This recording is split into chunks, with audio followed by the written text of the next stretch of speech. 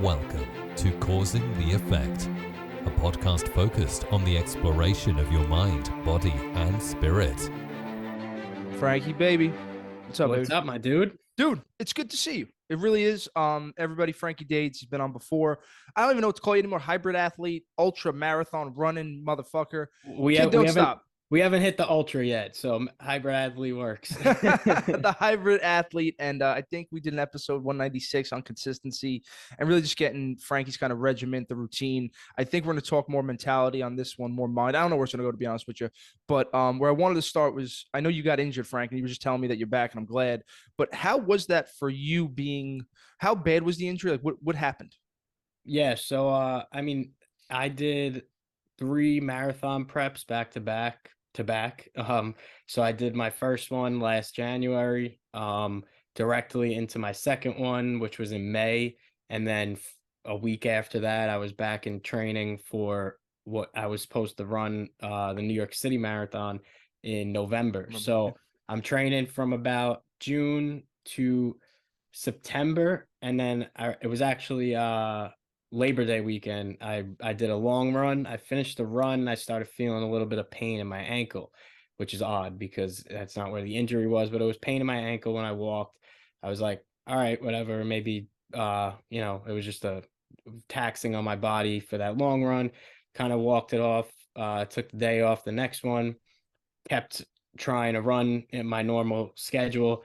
Slowly started to get worse, wasn't going away. It was a little concerning. I was like, what the hell is going on? I was trying everything, like any type of recovery method, physical therapy. No one had an answer of what it was because it was in my ankle and there was nothing wrong with my ankle.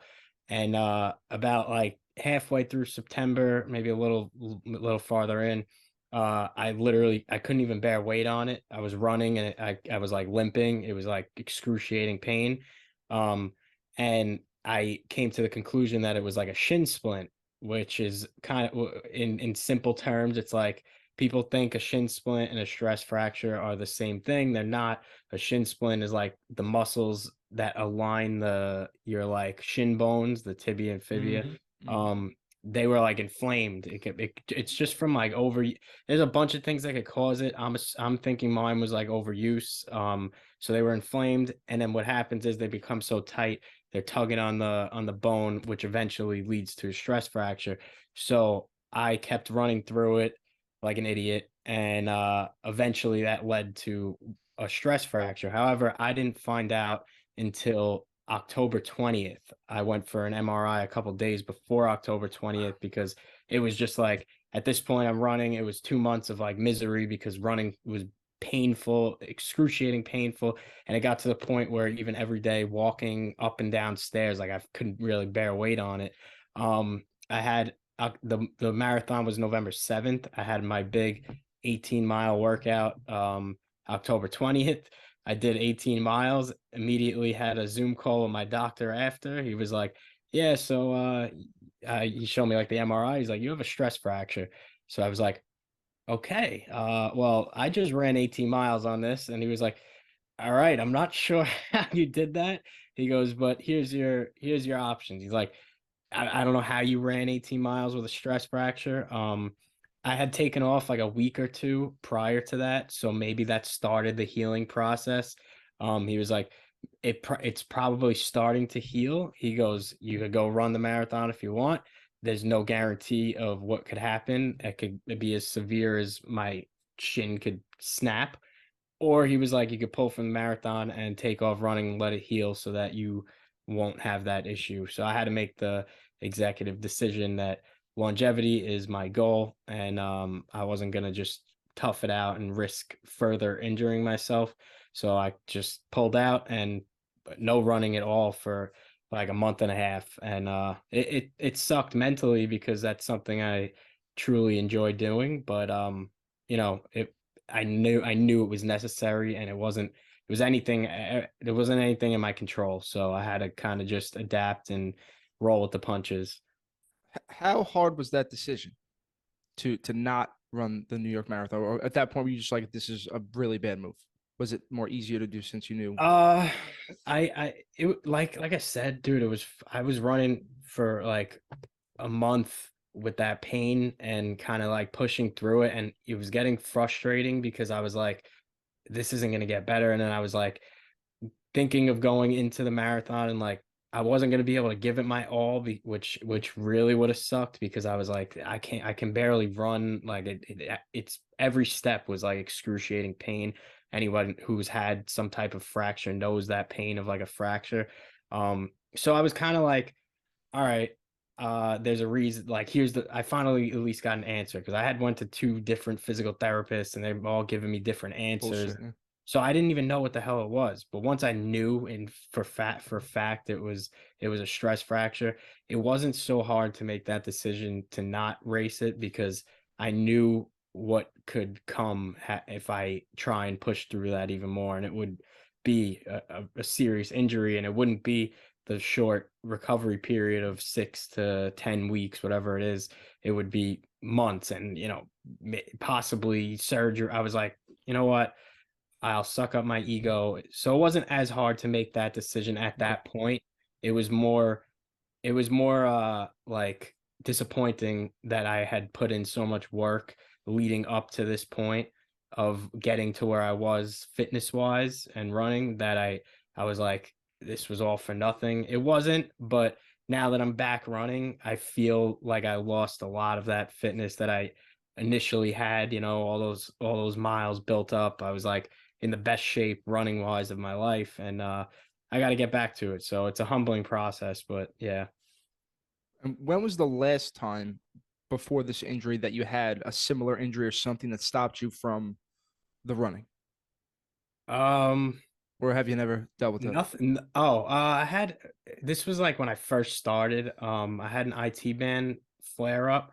If you know what that is, it's on the side of your knee. It connects all the way alongside like your thigh up to your hip. So it's another overuse injury. What happens is it connects to your hip and your knee, and the band pulls, and it causes like a pushing against like the side of your knee.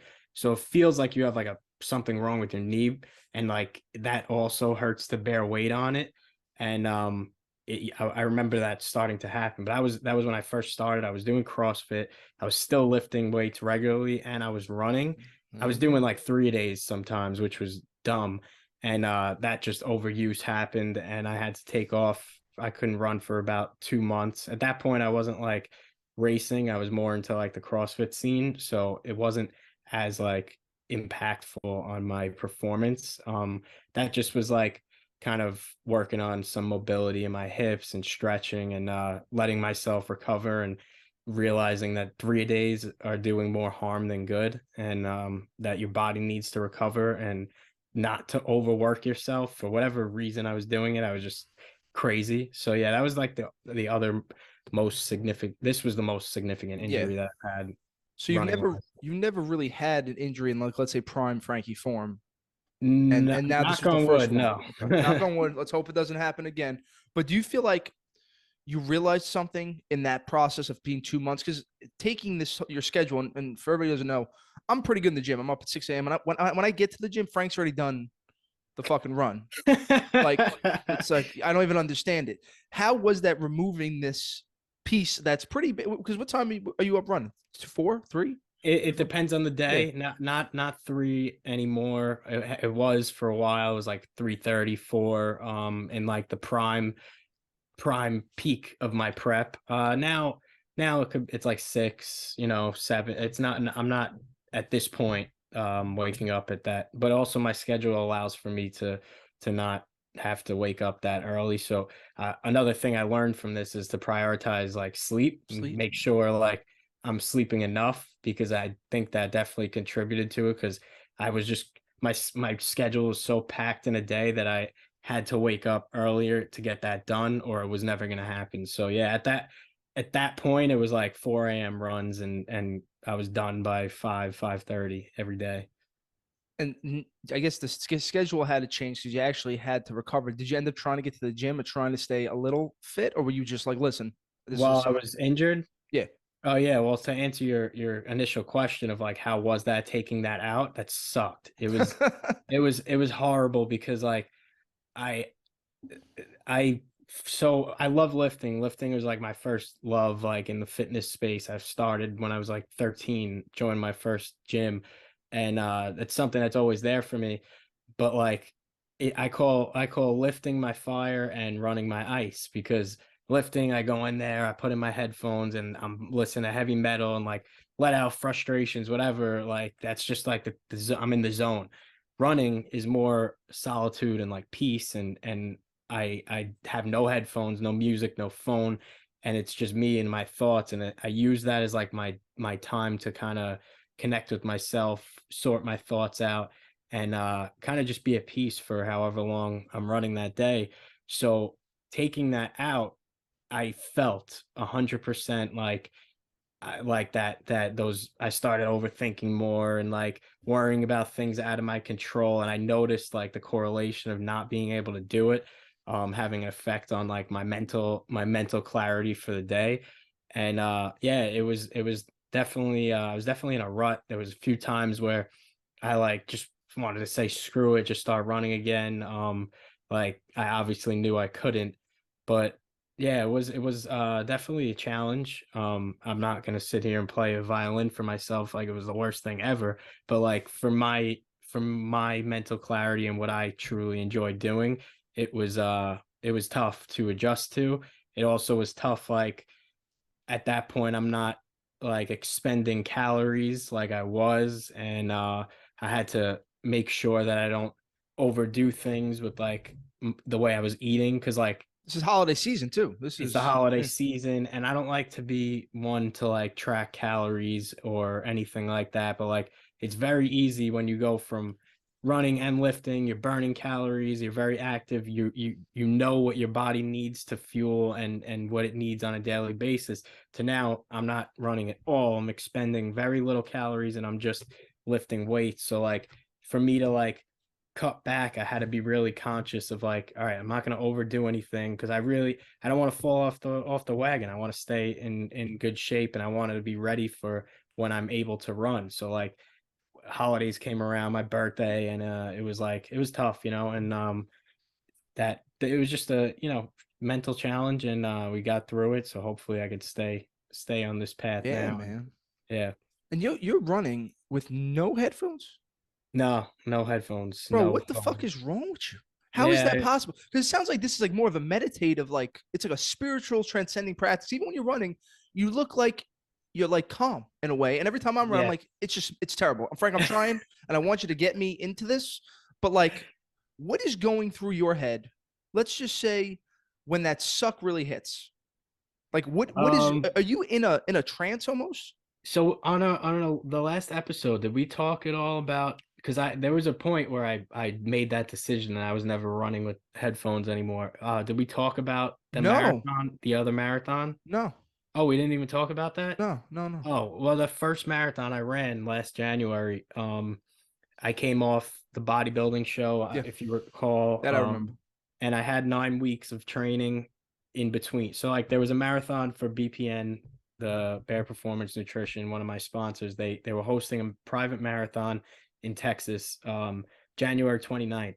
I finished that show November 5th. So I had very limited time to train for my first marathon, which was stupid, but like I had my eyes set on, I didn't want to miss that marathon. It was this cool event.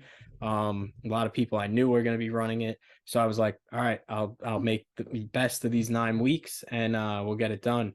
So I trained as best as I could in 9 weeks. Went into the marathon, not realizing that it was the worst. It was probably the worst course for you to make your first race, or if you want any significant time like goal, because it was on my Garmin showed that it was like 700 feet of elevation gain and loss, because it was just rolling hills with 20-mile-per-hour headwinds. And I spent that entire prep. Every time I ran, I listened to music. I had my phone on me. Then I went into the marathon with the same thing. I was listening to music, had headphones, had a playlist and everything, had it all set up. So I'm running. As soon as the marathon starts, like I realized after I'm like 4 songs in, for some reason the playlist just kept repeating the same 4 songs. So now I have my phone on a strap on my arm, and it's just playing the same 4 songs. And it's like, I don't want to stop and take the time to take this thing off, take it out of the thing, fix the playlist, put it back on. So I was like, guess I'm listening to this. And I had trained up to that point only listening to music. And it got to the point where, like, if my headphones died, the weather was bad, and like I couldn't carry my phone, if I didn't bring my headphones, I wouldn't run, or I wouldn't want to run. So I was relying on that for like motivation to be able to amp me up and get me through that run. So then that obviously was going to happen in the marathon, where I just relied on music this entire time. I'm just going to take these 4 songs and listen to them over and over, rather than just take them out and not listen to music at all. And at mile 20, my leg cramped up, seized completely. I couldn't even move it. And I limped for 6 miles on the hilliest part of the course. The last 6 miles was the worst, and literally painful convulsions in my quad, and crossed the finish line somehow. But after that, I made the executive decision. I was like, I'm not relying on music anymore. I'm gonna get used to not running with music. And from the start of that next prep until now, I haven't listened to one bit of music. I keep my phone at my house. And it got to the point now, at first it was hard, like adapting to it, but like now I'm like, even if like some days I'm like, oh, maybe I'll listen to a podcast, I just can't get myself to do it. So I'm so acclimated to not using any type of music or distraction that I'm good with it now. So when I'm in that like pain cave, it I just like I try to train myself to like not listen to that voice that's telling me to quit, which comes a lot in like the big long runs, big workouts, like it. And I was never willing to face that voice, because I always had a distraction, and now I have no distractions. So it's me training myself to face that inner voice that's like telling you to quit and take that easy way out. The pain cave? Is that what you call it, Frank? The pain cave, I yep. like I like Or that a lot. or the shadow realm. The shadow realm. I like that. So, Yeah. would you say that the shifting from the no music into the music into no music?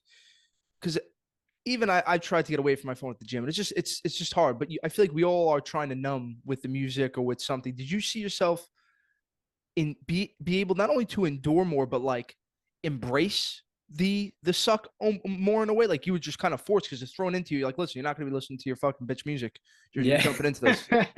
Yeah, yeah. Definitely. It definitely brings you deeper. Like it helps you meet like a side of you that you never met. And like I've had like those dark like moments when I was in training. Like I'll never forget the for the Buffalo Marathon, I had like 20-mile workout. It was like my last big one. So it's not just like an easy 20-mile jog where you're just jogging at a steady pace. It's like different paces in it. Like sometimes you're going fast, then you slow down, then you're going faster. And I woke up that day, and it was like a nor'easter. It was like 40 degrees and pouring rain, freezing rain with high winds. And like I had to do the work because I was like a few weeks out from the marathon, and like you're supposed to taper after that. So this is like the last big workout before you start to taper to the marathon. So it was a very necessary workout. So I really, even if I wanted to, I couldn't like change the day or anything. So went outside, I had to do it. And like that sucked. It sucked, but like it was just I didn't have any distraction. I had to fully embrace that whole experience. But I hit every pace I was supposed to hit, and that I feel like made me stronger, because it was like, all right, I just did that in what the worst weather that could have been that day, and still did very well. And now if race day, if there's rain or it's a little colder, like this isn't going to affect me as much. So it helps. It definitely helps. I feel like I'm more able to embrace that true suck of whatever it is. Yeah. And what I like about Frank is you earned everything. You were not like this in your teens, you were like this in your 20s. You were similar to me. We're partying, we're drinking, we're boozing, and like you created this version of yourself. Now I'll take it back to when right at the beginning stages of you creating this guy. What were some of the steps that you took to become this guy you are today, mentality wise, mindset wise? Was it just doing it? Because I feel like that's how you'll get your confidence and belief, by going through that first. Maybe I don't know if you were running even a little bit before this, but what some tips or some steps that you took to get to this kind of prime, almost prime form? Because we know you're not done yet. But Yeah, first and foremost was knowing what I wanted for myself, knowing that what I was doing and how I was living wasn't really ideal. And you kind of feel it. Like I felt it. It was I was going through the motions, but like deep down I just felt out of place. And I'm like, you have that voice. And I always say, if you have any like even inch of like something telling you like this isn't for you, like you want to do something different, I just felt like I could be doing something so much more than what I am. And nothing against anybody who's just living how I was. That's fine. It just wasn't what I wanted. So the first step was like realizing what I wanted for myself. The second step was figuring out the ways to go about it, and then executing on it.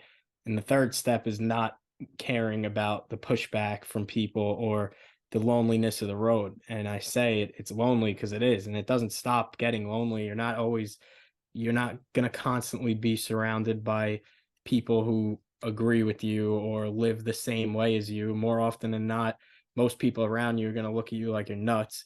And if you could get past that pushback and keep on keeping on because you know what you want for yourself, then great things will be on the opposite side. So like the first step for me was understanding that I wanted more for myself, and then executing on it and just starting. And then like I said, the third step was not giving a shit what anybody had to say, because people had plenty to say. And even till this day, it's like still get looks when it's like, oh, you don't drink, you don't. And I'm like, no, like I don't drink. Like at this point, I don't even care to explain myself anymore. I used to always feel the need.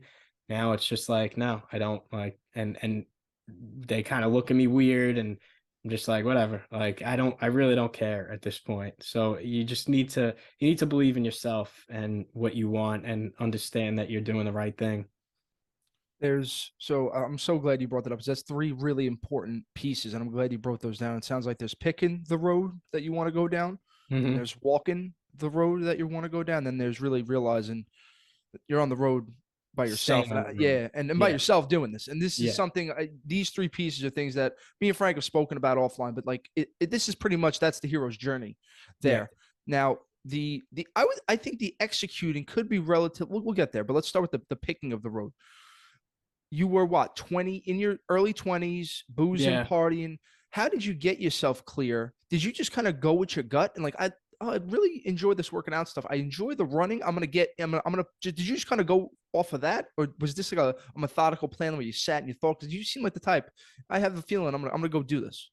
So it wasn't like I just started working out. The thing was, I've been in the gym and playing sports steady. Like And my boxing, yeah, my yeah. dad had me in a boxing gym in fourth grade, and like I said, I joined my first weightlifting gym and when I was 13, and I broke my finger once playing football, and I think I took 2 weeks off. But like other than that, steady, very active, and I loved, like it was just something I always loved. I was always so intrigued with it.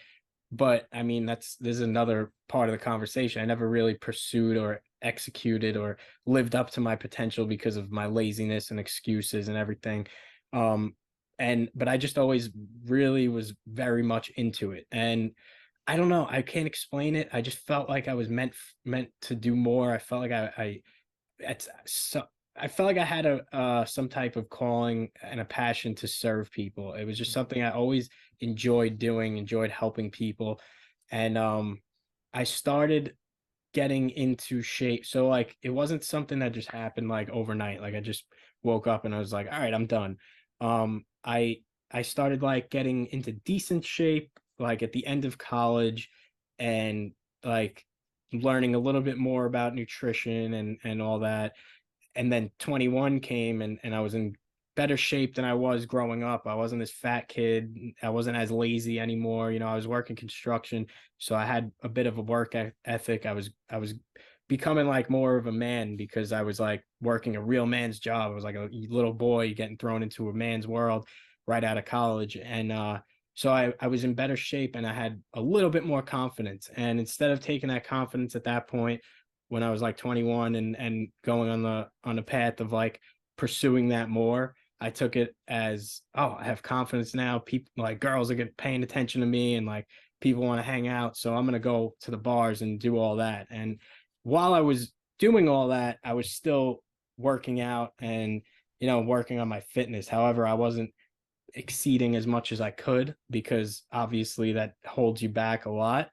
And I started to get in better shape, but I just felt something is putting a ceiling, like it's putting a cap on me, and I couldn't get past it. So I had to take inventory of my own life and look around and kind of be like, all right, what am I doing? Who am I around?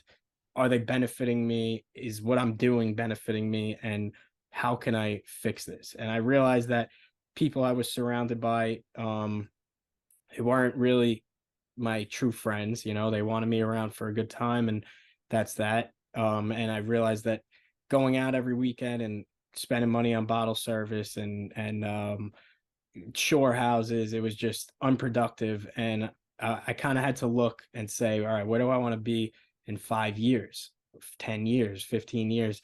And is this going to get me there? And I looked, I didn't want to be there. I knew where I wanted to be. And I looked and said, this isn't going to get me there. So I kind of had to start slowly, like, all right, I'm going to cut back. So and it's not like I was like an alcoholic, but I relied on it, but it was just like all there was to do. And that's what everybody around me was doing. So it was like, all right, this is what I'm supposed to be doing. So it was like, all right, instead of going out Friday, Saturday, Sunday, I'll go out Saturday, I'll go out Friday, whatever. And slowly started like turning down plans. And then that turned into, I'm going to spend my Saturday mornings at the gym in Saturday morning. So Friday night, I can't go out because I got to go get to bed early so I feel good the next day. And then Saturday morning, I went to the gym and I felt so good. I'm not going to go ruin it and feel like crap because I went out Saturday night. And that just turned into me kind of gearing my whole personal schedule towards like just how I feel and making a better version of myself. And it just took traction, and here I am now. So I noticed that like my phone stopped ringing. I stopped getting hit up for yeah. So it was like, oh, all right. I see how you guys are. And that you guys really didn't want me around because we're friends. You wanted me around because you need another head to throw in on the bottle. Throw the 500 for the bottle service. Exactly. I believe me, I'm with you. And when I'm here, and that's a really articulate way to I'm glad you give such an I'm going to clip that for the Instagram, because it sounds like you were there was the present version of Frank didn't sound like there's a little bit of regret, and you didn't, you probably thought you could have done more in high school, and that's, in college, all that stuff. So that's pushing you forward. But then the vision of yourself, having that discussion with Frankie in 2028 of pulling yourself to it. So you're getting pushed and pulled from like this future version of yourself. And I feel like all successful people, everybody who has this type of mindset, there's this overarching vision. I know yours is very altruistic. You want to give to others, but as far as for what Frank wanted, what does that vision look like of where you want to be in 2028? I can't say exactly where I want to be. I just know the kind of person I want to be. And I want to be someone who has and had an impact on people and leads by example. I don't want to just be one of those influencers, and I don't consider myself an influencer, although I guess I fall in that category. But like, I don't want to be one of those people that just, they just post like, oh, get comfortable with being uncomfortable, like on a caption, and then like, just because they go to the gym and do 3 sets of 10, like, I want to show people that you could push your mind and your body past what you ever imagined you could do. And I'm not going to do it. I'm not going to say it unless I could do it myself. And I want to show people and what you could get out of life by bettering yourself, by just focusing on being a better you, you could make the world better. That's like my motto, what I feel is the truth. Like, you can't fix the world unless you fix yourself. So in, 2028, I want to be that person that's impacted lives and helped people flip that switch and make the same changes, whether they had the same issues as me or maybe their life was a little different. They still made that decision, that conscious decision to better themselves and make themselves a better person.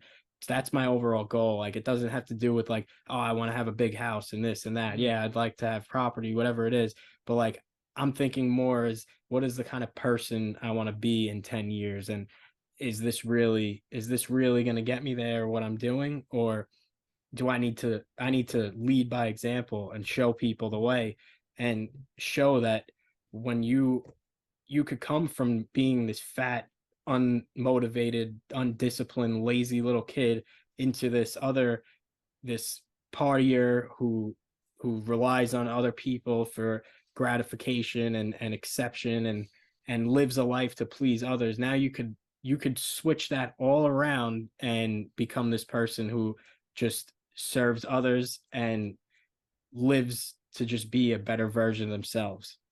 Yeah, maybe that's why the goal is so, because that's a powerful goal. This isn't, I like that it's almost transcendental. It's not a material thing. It's not, Yeah. I need to have X amount of followers or I need to do this. It's more, I just want to be literally the best version of myself and be able to help others. And I Yeah. think if people all took that approach, it would just make everything a lot easier, because when people would hear this conversation, some people, let's say, and say, well, these are just selfish guys that don't, it's like, I personally think how you're saying, you have to be that best version of yourself so you could treat other people the best. Because if you don't wring out everything in your towel in the morning, then you can't give everything that you can to others. Do you agree with that? 100%. And it goes in all shapes and forms. Like, you need to be the best version of you in order to be the best version of you for your job, for your family, for your wife, for your kids, your grant, whatever it is. If you're slacking and you're not really giving your all in all aspects of your life, you're not going to give that to anywhere else. It's just not going to happen. So that's why I always say, like, you need to have like your non-negotiables every single day. And like, your non-negotiable would be something or some things, multiple could be, that you do every single day, small wins to make you a better person. And you should start your day with doing that every single day. And that way, when you're, like you said, you're wringing out the towel, you're fully aware of your flaws, your strengths, your weaknesses, so that you can address every single one of them to constantly work on yourself. That way you could be the person that everybody in your life that means something needs. And you can't do that unless you fully take accountability of yourself and take inventory on your life. And for me, and I think most people are this way, that the more action you take, the quieter the mind is. The less action you take, the more thoughts, the more overthinking. It sounds like that's what happened to you when you couldn't run.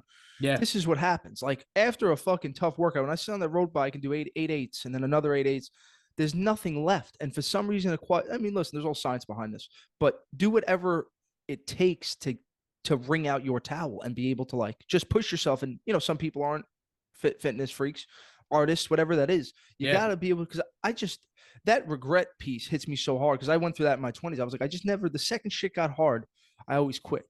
Yeah, me like, too. I just promised myself, and maybe that's just a natural thing of, like, you have to learn when you get a little older.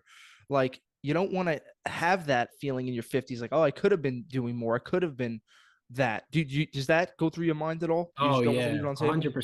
100%, 100%. Because I think about the things that I quit when I was younger, and that I could have done a lot more with, and like, it's something that, like, I regret till this day. But and I'm like, I'm gonna think back at that when I'm 50 years old or I'm 60 years old. Like, I could have done that, but I just, for whatever reason, quit. Whether it was laziness, it was being unconfident in myself. And I never want to regret again. Like, I never want to look back and be like, could I have done that? Should I have? Like, I want to at least try it, even if I fail. And that's something I never used to do. It was just, I had no confidence. I would psych myself out, and in my eyes everyone was better than me, and everyone, this one deserved it more than me, this one could do it because I can't for whatever reason. And I just don't want to say it anymore. It was because I have regrets from when I was younger that I never pursued certain things. And I mean, I know what the feeling is, and it's not something that I want to leave that there, leave that. All right, I didn't do it when I was a kid, but going forward at this point, I never want to look back and be like, I could have done that. So there's multiple things that I would like to do, and eventually we'll get to, God willing, that I stay healthy and everything. But like, yeah, I just want to make sure that I never have to look back and say I didn't give it my all. Now, the final piece of the road that we're talking about, there's the picking your road, executing, and now probably the hardest part for me at least is walking this road. And it really is, when you're going to do something a little outside the box, it's a lonely thing, waking up. And I think that creates a certain mentality. And Frankie posted something on his Twitter that hit me, and I told him we're going to talk about it. He said, never be afraid of losing people who don't belong in your life. Be afraid of losing yourself trying to please people who don't matter. I'm just letting that sit for a second, Frank, because that's a fucking good. Did you know that was gonna hit when you typed that? Because that shit.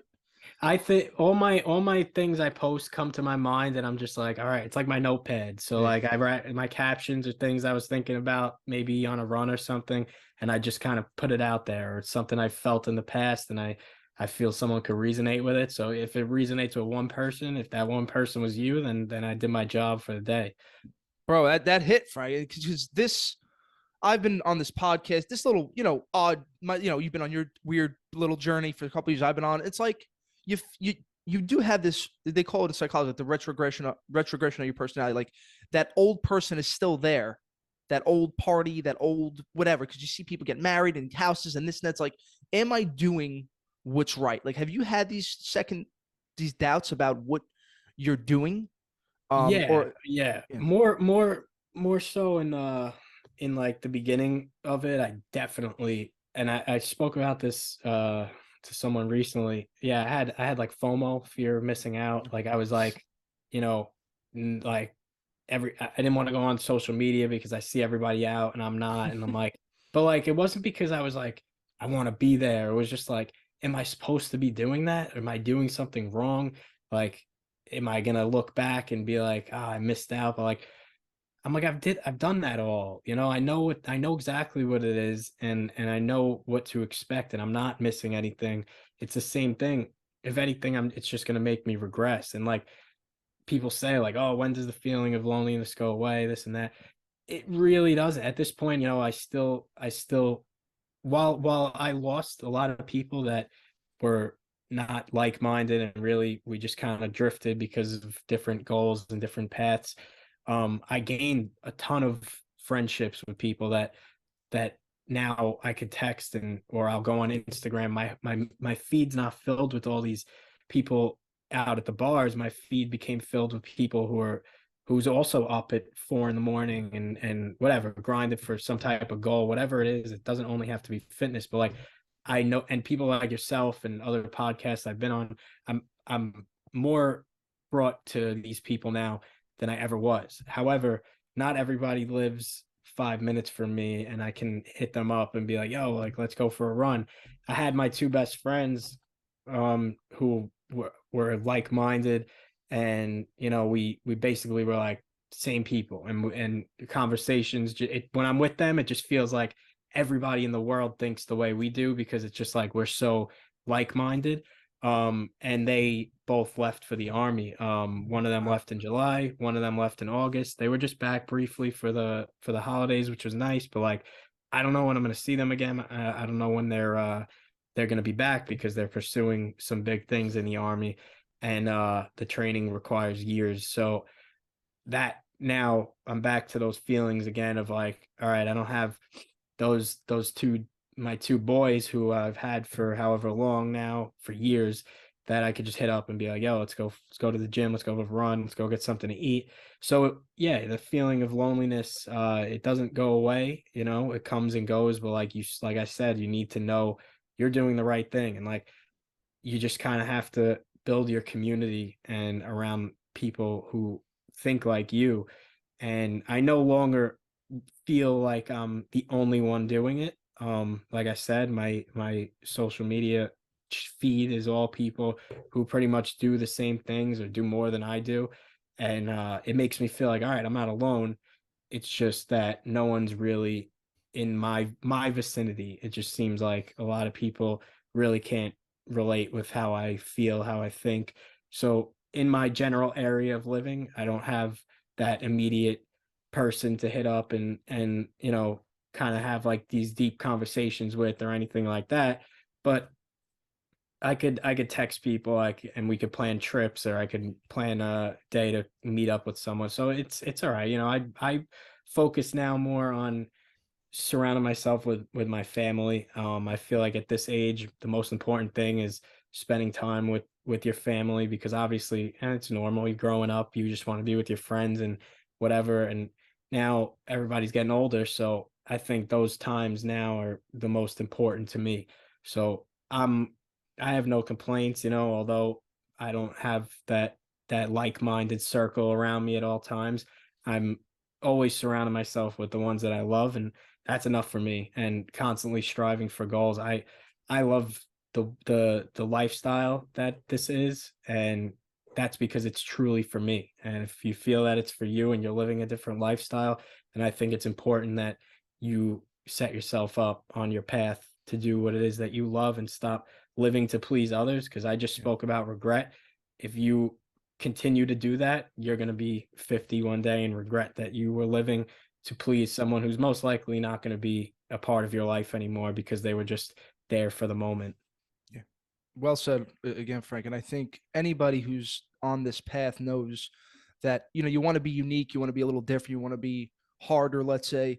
That implies being more alone because you're not doing what everybody else is doing. So I've always felt that there's like a wave of just normalcy, and I'm like out of the matrix. Yeah. I'm not going to be the married guy. I'm not going to be this or that. There's other goals, and I think you have to keep, how Frank said, keep yourself focused on that kind of end game version of yourself. That's really never an end game. It's just kind of the entirety of the journey. And if you keep pressing and take these small, I know when I think of you, I think consistency, but it's these small gains every day.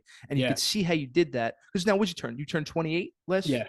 28. Nice. Yeah. And it's so weird you said this, because I would say having the family, the health issues with my family, my aunt passing, my sister with cancer, it's just brought us all closer. It's like we're all relatively close, but like now it's like we're just spending every night together on the weekends. I'm like, wow, this is Yeah. like really fucking nice. And like maybe if somebody didn't get sick, like you have to go through like your injury to get to another place. We have to go through certain things. And I've even like I'm pretty relatively close to my family, but I never realized like how much it really means to me. Like last night, Luger's steaks, just with the cousins. Like, wow, like this is like really good shit that like gives you that camaraderie. Because I know we're talking about the lonely road, but you still need your team, whatever, not, I know Support they're not near you. system. You Yeah. need some sort of support system just Yeah. so you can feel like, okay, because when you're constantly grinding and constantly pushing, more than me, it's not easy when you have those down days and your mind is talking shit. Yeah, yeah, of course. And like your support system, here's another thing. Your support system, whether that be friends, family, they don't have to do the same things that you do. They don't have to be a psycho like me and run at 4 a.m. and whatever it is.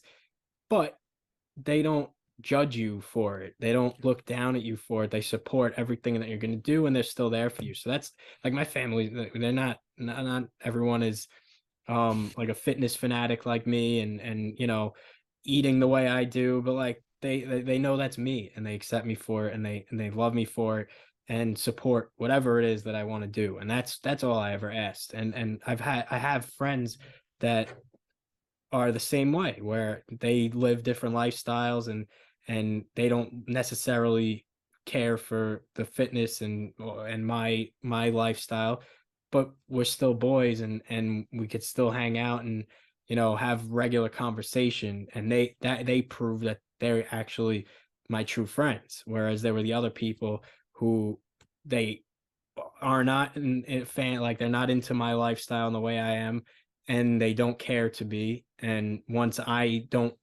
do something outside of what's considered the norm, they're gone. So like, it's a gray area. You don't have to cut every single person off who's not in line with the way you are, but you need to recognize the difference of those who support you and those who don't. Exactly. And I think a little good cue that I figured out in my 20s, because I was Frank, all I was doing was had these different party groups, right? We got the Friday at the Tao, the Yeah. Saturday at the Lava. It's like, and when you see that, when you could surround yourself with people that don't tell you what you should be doing, that is powerful. And that's the people I kind of look for in my life. They're not telling me what you should or shouldn't do. They just want to be around you, because there's a Yeah. lot. Everybody now, they want to say, well, you should be eating this. You should be doing this for your life. You should, yo, Yeah. do Yeah. what makes you happy, because that's the point of life. That's why it's so beautiful. It's the meaning that each of us give it. But if you have somebody who's telling you should do this, you should do that, whether it be your mom, your wife, your girl, whatever that is, that's somebody who's trying to drain that energy from you. Yeah. And a lot of times that's people like they're portraying their reflection Insecurities. themselves on you. And you need to recognize that. And there's plenty of people like, oh, why do you do that? And it's like, because I want to. Why do you like, I mean, I think we've spoken about this in the last one. Like when I started posting a lot of like fitness stuff, I was getting people had the nerve to actually DM me and be like, you're posting too much fitness stuff, make a separate page or something like that. And I'm like, did I ever like slide in your DMs when you and say like, oh, you're posting too many pictures of green tee shots? Like, Yeah. I never did that because that's not me. I'm not going to sit here and tell someone how to live. How do you have the nerve to sit there and tell me what I should and shouldn't be doing? And like, I realize that they probably just feel like I'm not doing what they're doing. They can't get themselves, not that they can't do it, but they won't push themselves to be able to break away from the norm of what everybody's doing. So now instead of them doing it themselves, they're going to just try and bring me down with them because they don't want to leave that area. It's like, oh no, you're leaving, come back. Like I can't get out of here. So I'm going to drag you down with me. That's what I realized for the most part, what it was. And I stopped letting that bother me, you know? Yeah. It's like a witch hunt, because that's when you're doing something that it's, I think it may, people want to do things and it's hard for them to kind of execute, like how you're saying, oh, I wanted to do this, and then I make those small consistent changes to get there. When you can't do that, because all of us, we all have that voice in our head that's like, I want to do this. It's hard, when you can't make the change, actually make the change. You can't lose the weight. You can't do this. There's going to be pushback from you, and that's when people start pushing the hostility and their insecurities onto yourself. Mm-hmm. Exactly. It's 100% true. And you just need to recognize it and not let it deter you from what you're doing. How much when did you start realizing the power of, because obviously, you're good with your words, we understand and realize the power of those, but with the real power for me is understanding the power of your thoughts. When did your thoughts start really molding this person you're going to be? And when did you start realizing how powerful your thoughts could be?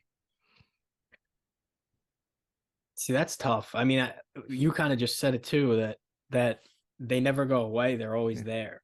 My thoughts are, and I've posted about this too. Like, I'm not by nature born with mental toughness Yeah. and confidence. Like that's something I wasn't, and that person that I was is always deep down inside. So like every single day I wake up and it's like I don't feel initially like my initial thoughts is like I don't feel like doing this. I don't feel so like I'm battling those thoughts every single day, and I realize the power of them, of how they want you to just be comfortable and like not, it's like fight or flight. It wants you to run, it wants you to stay away from it. And I've fallen victim to them. Like it's not like an everyday win. Like there's some days where like I fall victim and I'm like, I'm just gonna take off today. And like, or like I'm gonna go back to sleep and sleep another hour, whatever it is. And yeah, in immediate gratification, yeah, I sleep, I'm comfortable. But like after that, your comfort's there for a few minutes. It's like, shit, I just wasted the entire day. Like, so you learn what it wants you to do, those thoughts, and how unbeneficial they are. And when you realize that, you don't want to listen to them. And like, you need to realize the power of positivity. Like if you're just thinking negative, like you are what you perceive, you are what you think. If when you're just thinking of negativity all the time, everything you see and do is going to be negative, and you're going to believe it. But when you start to like what's the word, counteract those negative thoughts with maybe a positive one, like you wake up and you're like, I'm tired, I don't want to do this, and you're like, but I will feel great after I do this. Like you just start like that, you'll realize that they both could weigh so much. But I really learned like the power of negative and positive thoughts on that 6 mile limp at the end of the marathon. That was probably like the most in depth I've gotten with myself, because it was backcountry roads of Texas. It was a private marathon, so there weren't streets lined with crowds screaming to go on. It was literally, I would look behind me, I looked ahead of me, and there was not a single soul. And I battled my negative thoughts Your for demons, bro. 6 miles, just back and forth with myself, saying, next aid station, quit. Tell them to drive you back. You can't do this. You can't do this. And I just kept telling myself, I'll do it. I'll do it. Keep going. Step at a time, step at a time. And like, I remember that just constant back and forth and it doesn't sound like a lot, 6 miles, like, but both of my legs at one point were seized up where I couldn't bend them, and I was not moving fast at all. I was basically limping. So it took a long time for those hilly, windy 6 miles. And when I crossed the finish line, I realized like the power of my thoughts, like how those negative thoughts were so powerful to the point where I quit and gave up 100 times over in those 6 miles. But those positive thoughts, just saying like, I could do it, step at a time, step at a time, they outweighed those negative thoughts. And if you just take that into your everyday life, you'll realize what the power is of what you think is what you become. So do you think, like, if I would have believed it, like, I can't do this, this is ridiculous, I should never done this, I would have believed it. I would have became a quitter, a failure, and a loser in that moment. But because I kept believing and saying to myself, I can do it, I can keep going, I can keep going, we're finishing, I believed it and I finished. Although it wasn't the outcome I wanted, I think I learned more from that failure of a race than I did from any success that I've had. And that's the point, right? Is to have that you can't shift that kind of knowledge into wisdom without having that sucky, that just that hard. Because I don't call that a failure. You're saying 6 miles isn't a lot. Frank, we're fucking aware. It's that's crazy. Limping 6 miles. I'm not running. I'm not walking 6 miles, Frank.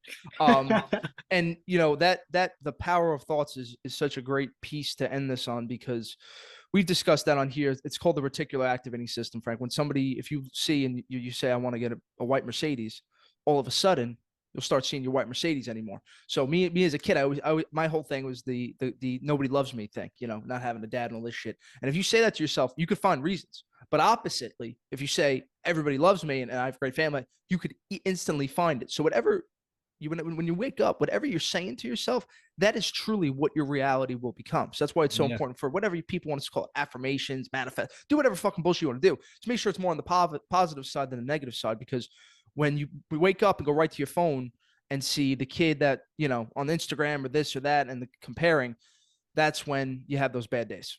Yep. So, cool, man.